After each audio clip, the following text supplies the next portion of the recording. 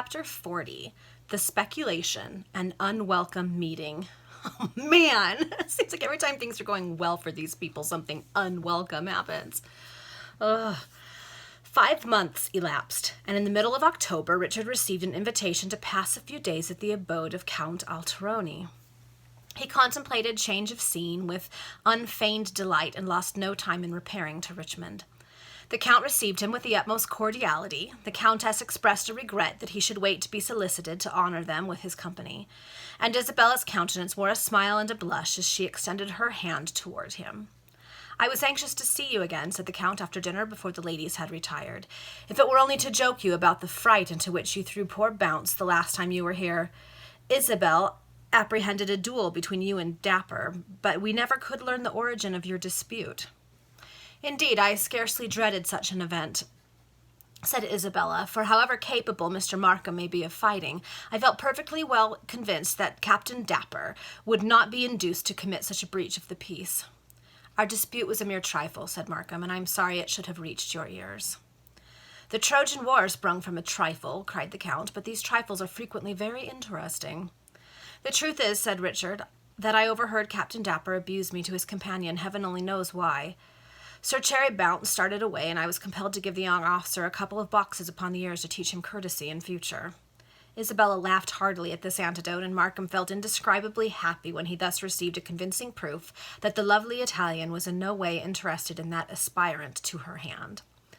"I shall not invite those gentlemen here very readily again," observed the Count. "I thought that they would have helped to pass away the time agreeably, but one was such a fool and the other such a fop that I was really glad to get rid of them. However, I have now something else to occupy my attention." "The Count is going to speculate in an English company," said the Countess.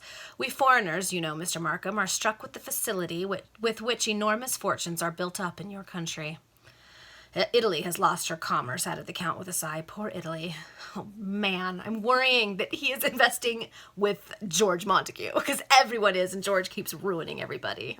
"Oh, with all due deference to your experience," said Markham, "I should counsel you to be particularly careful how you allow yourself to be deluded by visionaries and adventurers." "Yeah, Richard, give him a warning." "Oh, the gentleman who has proposed to me certain schemes for the realization of an immense fortune is a man of probity and honor.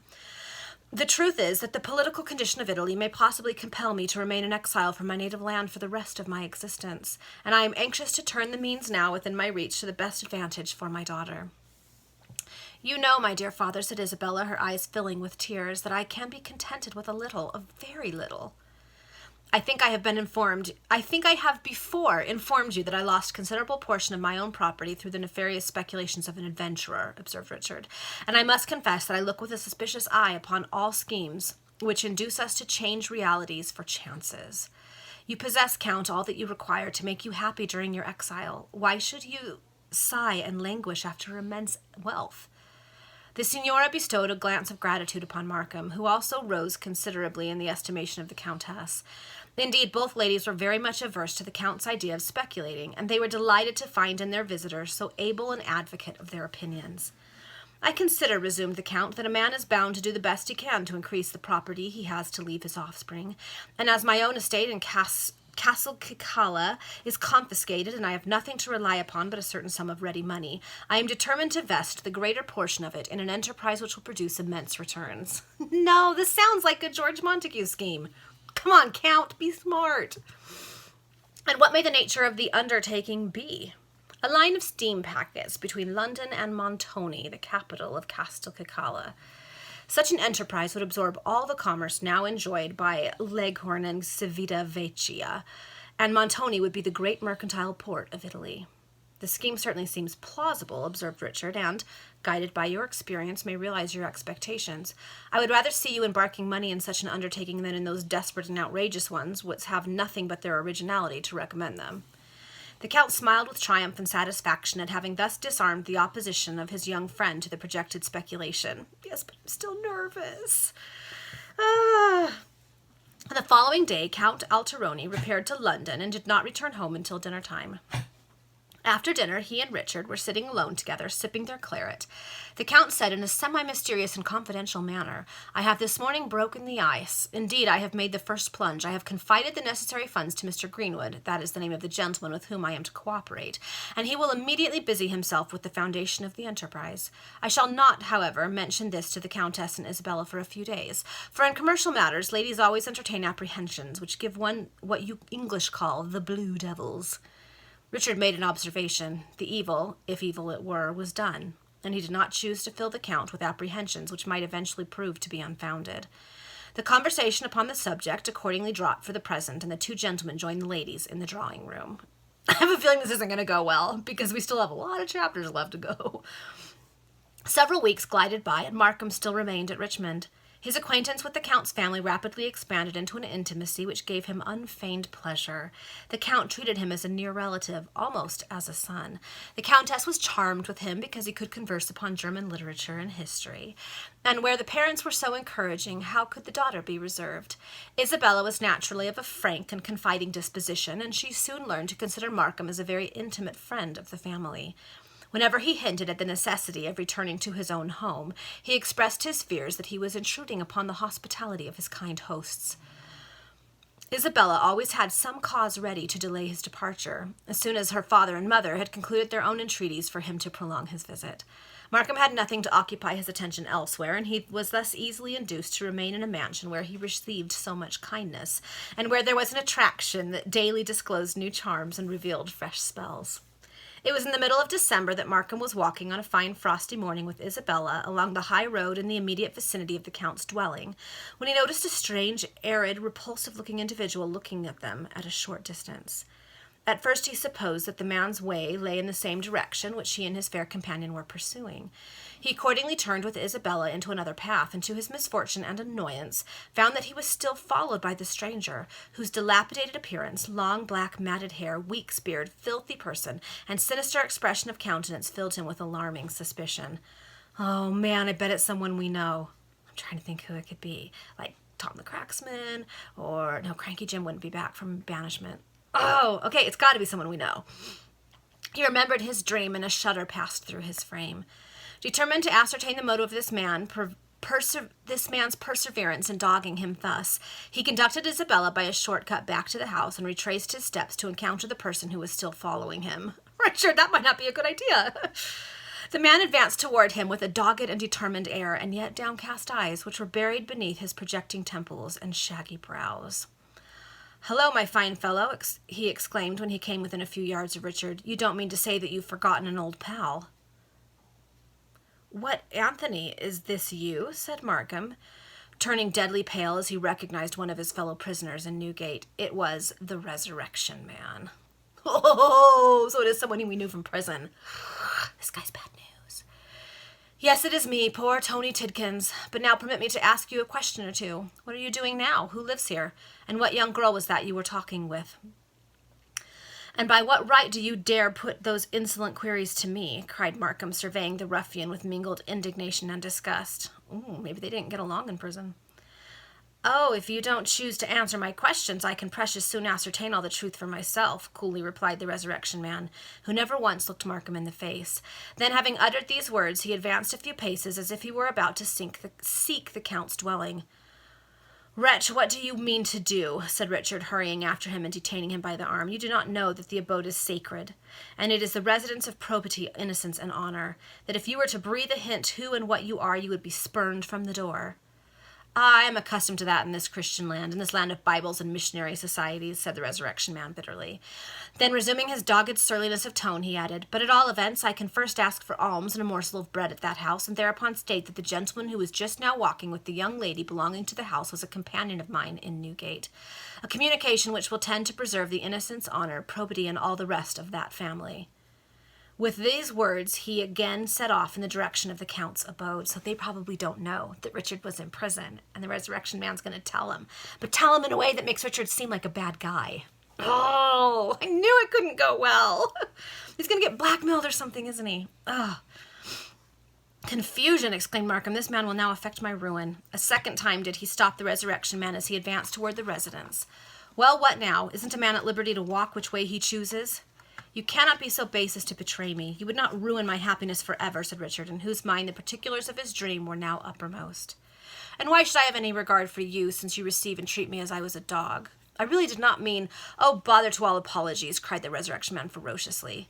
"What do you want of me? What can I do for you?" exclaimed Richard, uncertain how to act, and his mind a prey to the most painful emotions, for he already fancied that he saw himself exposed, banished from the Count's hospitable roof, separated from Isabella, without a chance of reconciliation, and reproached for having intruded himself upon the society of a virtuous and untainted family. "Oh, Richard, you just gotta tell him the truth." He's gonna get blackmailed. I know he is. The mere anticipation of such an afflicting series of incidents was more than he could bear, and he was prepared to make any sacrifice to avert so terrible an occurrence. "I may obtain from your fears what I should not have got from your generosity," exclaimed the Resurrection Man, "but it doesn't matter what motive produces it so long as I get it." "And what is it that you require?" asked Richard hastily, "but let us walk aside. They may see from the windows." "And what do I care if they do?" brutally demanded the Resurrection Man. "I suppose I shan't suffer in character by talking to a companion in former misfortunes," he added in a sarcastic tone. "So being seen with you isn't necessarily going to make me seem worse." There was something peculiarly revolting about that man. His death-like countenance, jet-black whiskers, shaggy brows, averted glances, and horrible nickname all combined to render him a loathsome and disgusting object. The contact of such a wretch was like plunging one's hand amidst the spawn of toads. But the irony of this monster, that was utterly intolerable. Richard writhed beneath it. "Now I tell you what it is," said the Resurrection Man, who probably by this time saw that he had reduced the man to a pliability suitable to his purposes. "If you will only be civil, I'll accommodate you to the utmost of my power. Let us walk away from the house, and we can talk more at our ease." Richard accompanied the miscreant a short distance, and then they again stopped, but no longer within view of the Count's residence. "We can doubtless suppose what I want," said the Resurrection Man, turning suddenly round upon Markham, and looking him full in the face for the first time. "Money, I presume," said Richard. "Yes, money. I know that you were in expectation of a great fortune, and when you were in Newgate, and I suppose you have not run through it all."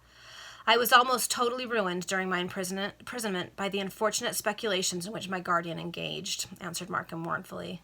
"That's all, my eye. Nevertheless, I won't be hard upon you. I know that you have got a splendid house and a grand estate close by. A few acres of land, as heaven is my witness. Well, you may try it on as much as you like, but I tell you plainly it won't do for me. Let us cut this matter devilishly short and come to some understanding at once. I am hard up. I don't know what to turn my hand to for a moment, and I can't get orders for the stiffins as I used to do."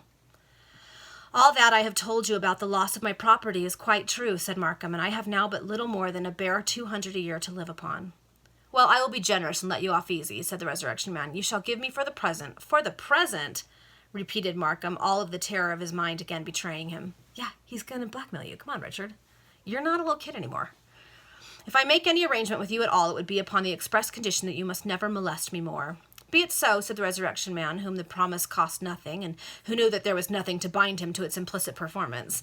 "Give me £500, and I will never seek you out again." "£500!" exclaimed Richard. "I cannot command the money." "Not a mag less will I take," said the extortioner with a determined air and voice. "I really cannot comply with the proposal. I have not the money. I do not know where to get it. Why do you persecute me in this way? What harm have I ever done you? Why should you seek to ruin me in it, and to annihilate all my hopes of again establishing myself in an honorable position in society? Tell me, by what right, by what law do you now endeavor to vilely, infamously extort this money from me?" No pen could describe, no painter depict the singular expression of countenance which the Resurrection Man wore as these words fell upon his ears.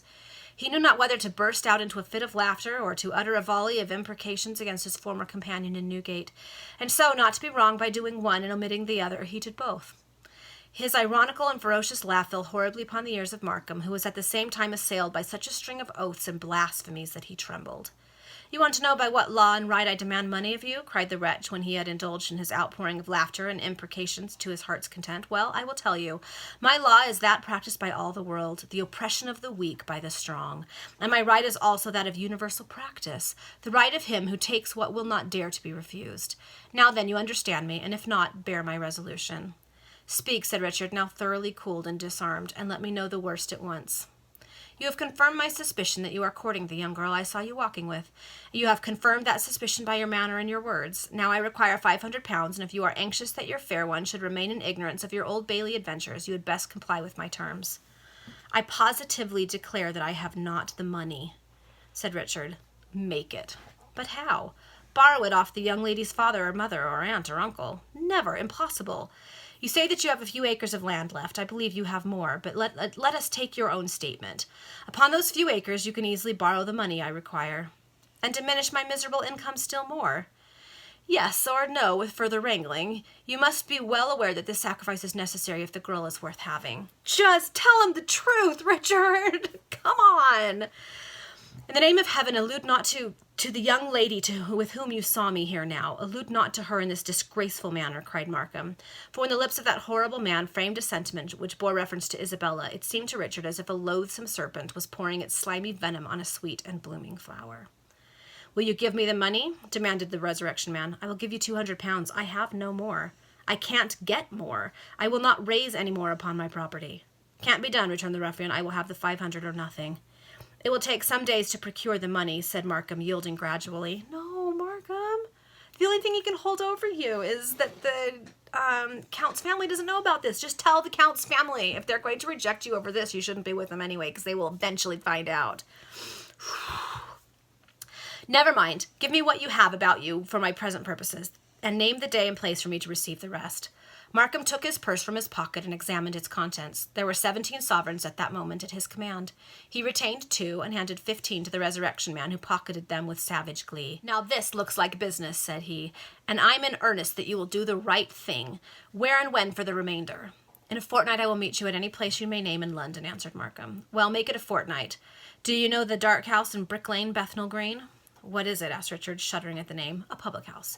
Anyone will tell you where it is. This day fortnight I shall expect to find you there at 8 o'clock in the evening. If I don't happen to be punctual, you can wait for me. And if I don't come that night, I shall the next. Remember how much depends upon your fulfillment of the contract. I shall not fail, answered Richard, with a sinking of the heart which none can understand who have not been placed in similar position. And you, on your part, will adhere to your side of the agreement? Mute as a mouse, said the Resurrection Man, and should I afterwards meet you by accident, I shall not know you. Farewell. With these words, the Resurrection Man turned away and pursued his course toward London. Markham followed him with his eyes until he turned an angle of the road and was no longer to be seen. Then only did Richard breathe freely. Okay, that's the end of the chapter. Ugh, I knew something had to go wrong for Richard. Things were going too well for too long. Hopefully he's going to figure it out and not let the guy blackmail him, because it'll never end. We already know, because the Resurrection Man has basically said it's not going to. And eventually Isabella's going to figure out about his past. He needs to just be upfront about it. Oh, come on, Richard. All right, we'll see you for the next chapter.